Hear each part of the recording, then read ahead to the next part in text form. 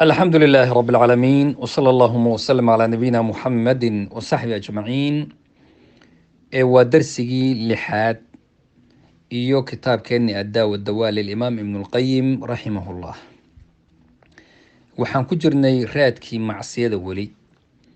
macsiyadu waxay sabab u noqotaa inuu qofku yahay qof liita ilaahay agtiisana ku liita allahna subxaanahu wa tacaala indhihiisa uu ka dhaco ciyaadan billaah xasan albasri ayaa wuxuu yidhi haanuu calayhi facasawhu walow cazuu calayhi lacasamahum waa dad ilaahay agtiisa ku liita sidaas daraaddeed bay caasi noqdeen haddii ilaahay agtiisa dad aciza oo sharaf leh ay ku yihiin allah dhowri lahaa subxaanahu wa tacaala haddii addoonku ilaahay agtiisa ku liito qof karaamaynayaa ma jiro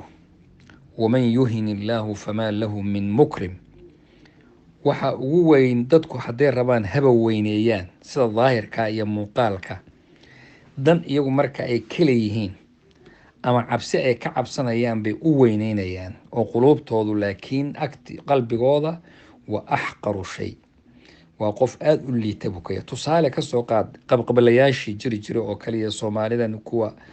u akaaba qabiiladii kuwa xumaanta u hogaamiya masalan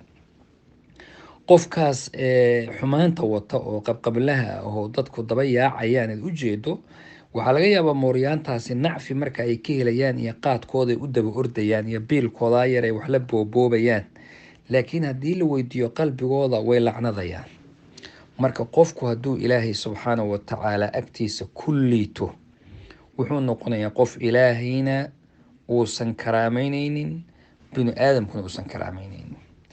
ayib addoonka macaasida waxaa ka mid a waxyaabaha kale u dhaliso ka zuuli maayo inuu qofku dembi uu sii sameeyo ilaa uu dunuubtuba la yaraato oo waxba ayna la ahayn marka dambe waana calaamada waxaale lagu garto inuu qofku halaagsamayo dembigu mar alla markuu adiga kula yaraado oo indhahaaga ku yaraado ilaahay agtiisa wuu sii weyneynayaa imaamu bukhaari ayaa wuxuu soo guurinayaa can cabdullaahi bni mascuud xadiidka inuu yidhi ina almu'mina qofka mu'minkii yaraa dunuubahu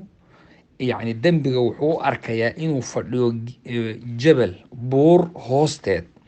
oo uu ka baqay inay buurta kusoo dhacdo faajirkiiyo qofka caasigiina wuxuu u arkaa dembiga daqsi sankiisa sidaa u agmaray iyo afki sidaa intuu u hormaray uu sidaa gacanta isagaga tuuray yacni daqsi yaroo ordayo saa gacanta ku tidhi waxba kulama aha soo maaha qofka dembiga badani macaasidu saasay la tahay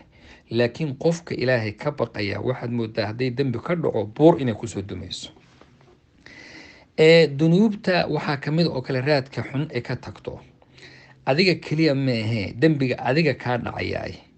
wuxuu saameynayaa dadka kale wuxuu saameynayaa xoolaha wuxuu saameynayaa xayawaanaadka kale markaasay ku gubanayaan dembigaaga shu'migiisa iyo xumaantiisii bay ku gubanayaan imaamu mujaahid raximahullah baa wuxuu yidhi ina albahaa'ima talcanu cusaata bani aadam bahaa'imtu waa xoolaha xoolihiibaa waxay lacnadayaan binu aadam kuwooda dembiga badan markii abaartu ay ku adkaato roobkiina la waayo waxayna dhahayaan haadaa bishu'mi macsiyati ibnu aadam binu aadam sababtiisa ayaa dhibaatadaasi nagu soo gaadhay imaamu cikrima ba isaguna wuxuu lahaa dhulka waxyaabaha dawaabtee socda oo dhulka dushiisa socdo xayawaanaadka socda ayaa waxay dhahayaan municna alqatra bidunuubi bani aadam